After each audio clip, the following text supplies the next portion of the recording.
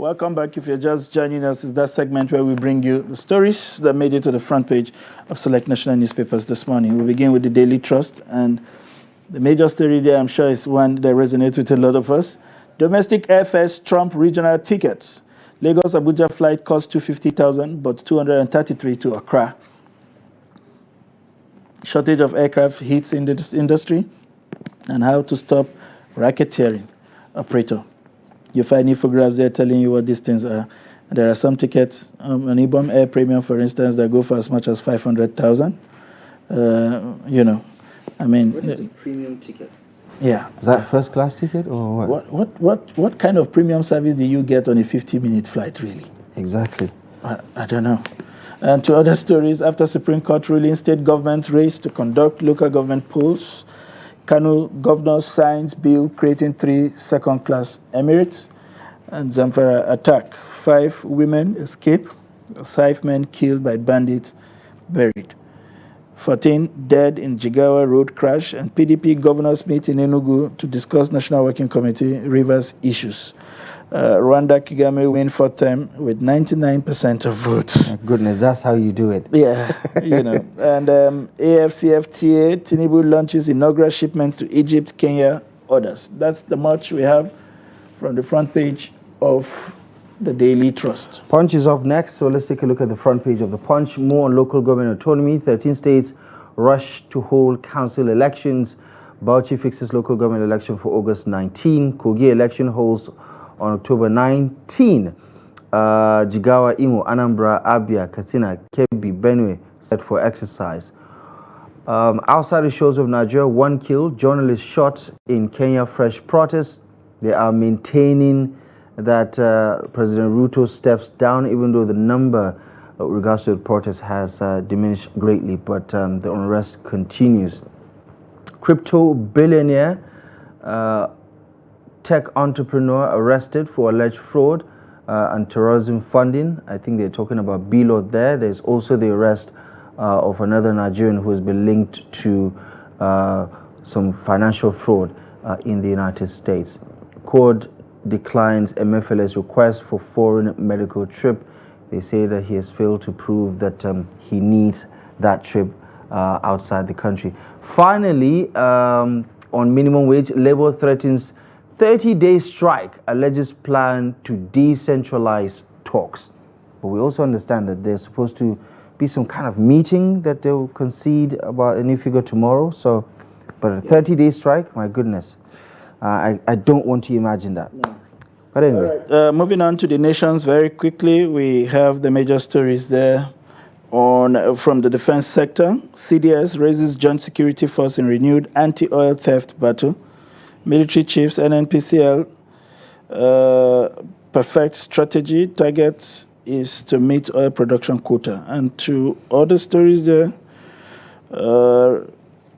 tribunal orders NLNG to pay FIRS $27.5 million as 2016 reverse thefts. Yeah. And there's another concerning story there on the front page. Adeleke's phone line hacked. And that's the much we'll bring from the newspapers this morning. We have joining us in the studio as always, this time in his full regalia. No other than Mr. Ben Sherman. At some point, we have to tell the people where that cap came from. No, he will. At some point. We will continue to emphasize until he mentions it. Okay. Mr. Ben, good morning. Thank you very much. Good to see you as always. How's the week been so far? So far, calculations, hot pocket, hot environment in a rainy season. Same old story. Same old story. Senior citizens also do these calculations that we do. I thought you were just reaping from the various sources that you have. Right? Well, I see some of us left service with very clean hands. So no, the point I mean is the kids are grown. Do they not send stipends? So? You don't want to know. Let me be frank to you. Yes, I do have some children, biological, who will always send something that's it. Abroad.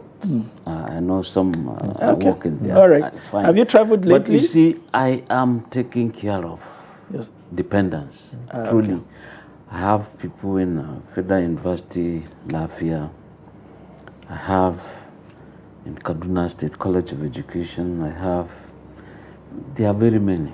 Okay. So if you think you've retired, no, it's not true. Well, the thing is, you cannot retire someone, from your responsibility. Exactly. That's another thing. This is Africa. Yeah. I mean, because even on the day of one's death, some people go to those houses just to eat. Exactly. So that's Africa for you. Interesting. All right. The Daily Trust today, it's lamenting what appears to be a never-ending short as far as air tickets are concerned. I mean, it started like a joke. When they were to peg it at 50,000, it was a massive debate at the National Assembly because it felt like it was above the roof to have you fly for 50,000 naira from Lagos to Abuja. I mean, and since then, the prices have gone, above the roof. What's your take on the story? Now, when you see that a flight to Lagos from Abuja is 250,000 naira, that's already the minimum wage NFC is looking for. For one flight, for one ticket. So just one ticket. So it's a serious matter. But if you also look at it, from Lagos to Accra is virtually the same flight time, close to an hour. Just give it an hour, put it that way. Even if you try by road, because I've tried Lagos, Accra, and it was almost the same thing like coming from Lagos to Abuja. But one wonders why this kind of a hike. Now, we've been talking of Jet A1, we've been talking of,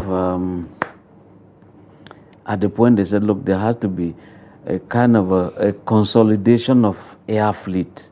If you don't have so number, you can't be given a ticket. But if I can have a taxi to run from here to Nyanya, must I have a fleet? I think that government should look at that seriously. If there are some people who can join hands to have, because we're talking of the shortage of aircraft in Nigeria. And that's why if you look at Akwa Ibom, they have some understandings with some foreign countries where, look, let's go into partnership. You bring the aeroplane and we work together, any profit we share. If a state government can do that and they are doing it successfully, I've seen that successive governments have been inheriting that practice and they are doing it effectively. Unlike when some people, when they come, no, past regime is their headache, you begin to cancel. But talking, look, this amount is just too ridiculously high. And when you say you have this kind of population, it's already a market. How many airports do we have in Nigeria? If you go to some countries, only one in this African country, African continent. But you come to Nigeria, look, it is so viable, the population is there.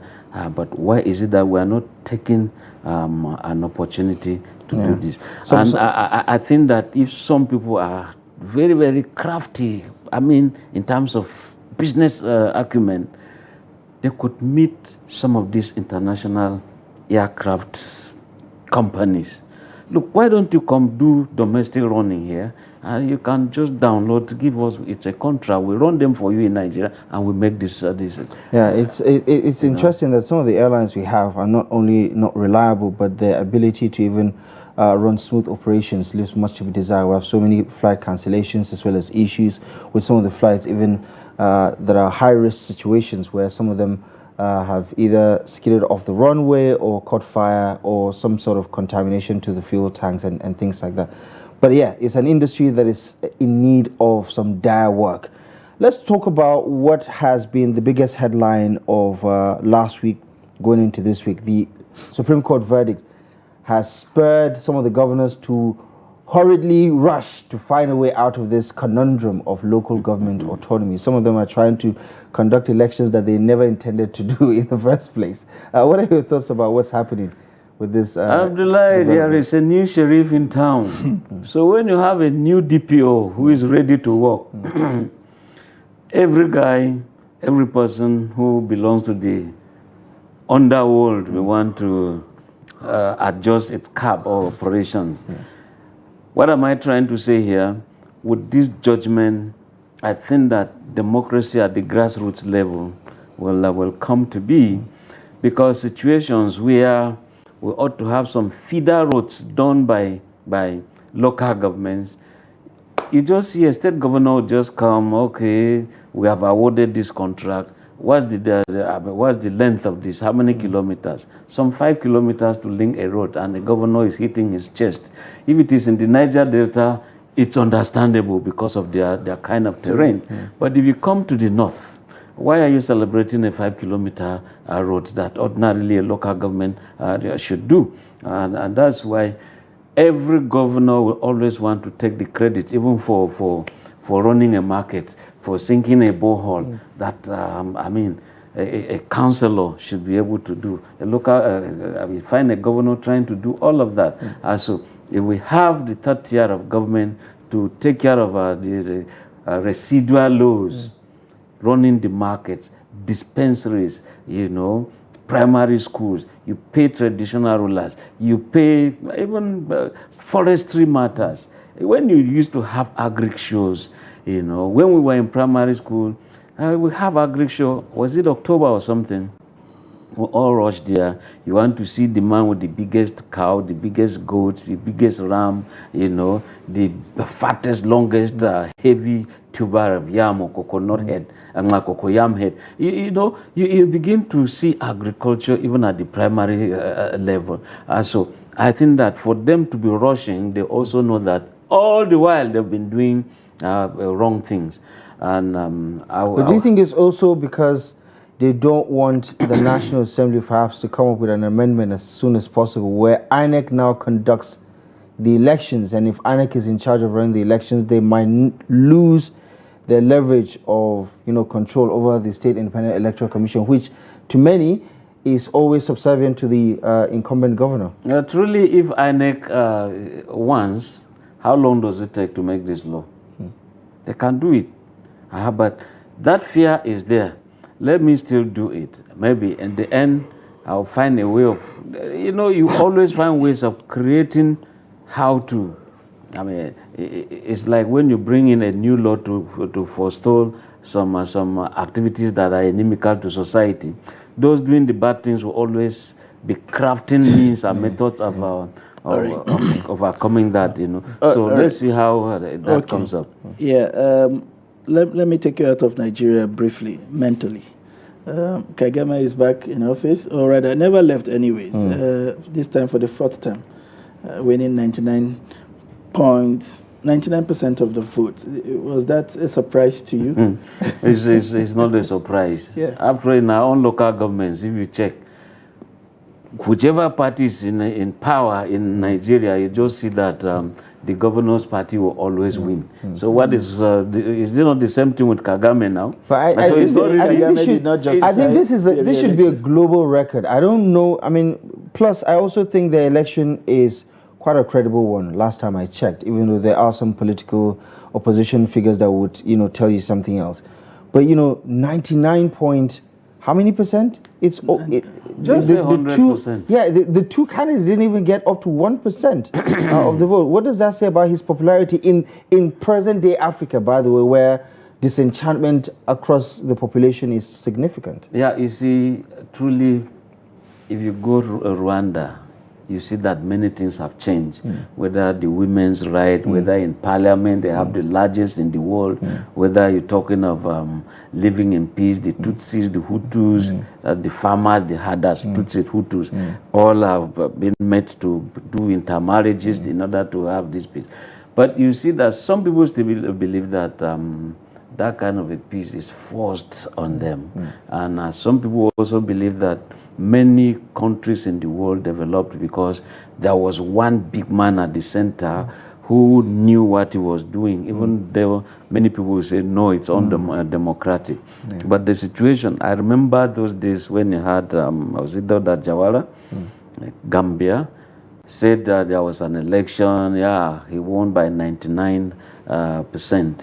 He said, no, I want to, who is responsible for me not getting 100%? So, in the same vein, Paul Kagame will be looking at, who is it responsible for this? I'm sure it doesn't matter to him in the grand scheme of things, right? Yeah, right. But before we let you go, do you then subscribe to the idea that once we find a good person, we should stick with him? We should stick with him for the longest. Well, that is a traditional kind of a rulership, traditional natural rulership. But if someone comes on board and it's like Shakespeare would say, the world is a stage. You just land there, do your dance, people give you your marks.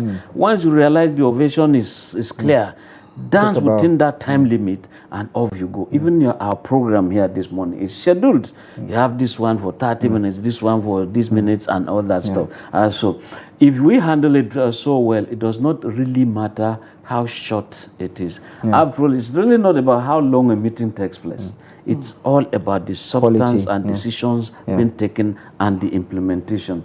So interesting. You talk about scheduling everything. In our ears, the producer is yelling, "Time is up! Time is up!" So we're all going to gracefully also take our own bow and appreciate you as always.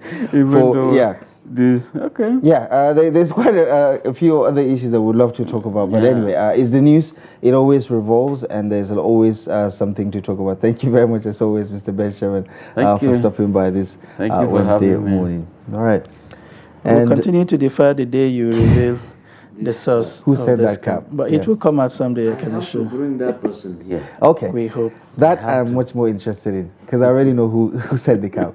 But anyway, that's our show for you today. Thank you, Muska Ali, for joining us. We do appreciate you for your time, for your company, for your contribution. Let's do this again. We'll be back tomorrow live and exclusive on Trust TV. My name is Abdullahi Ahmed. All right, we are deep into the rainy season. Make sure your wipers are working. Make sure your headlines are very functional, so you don't want to add any accident to the current economic hardship. Not forgetting those who will go to farm. Yeah, go out with your umbrellas if you don't have a car. My name is Sunday Michael Ogu. Let's do this again tomorrow.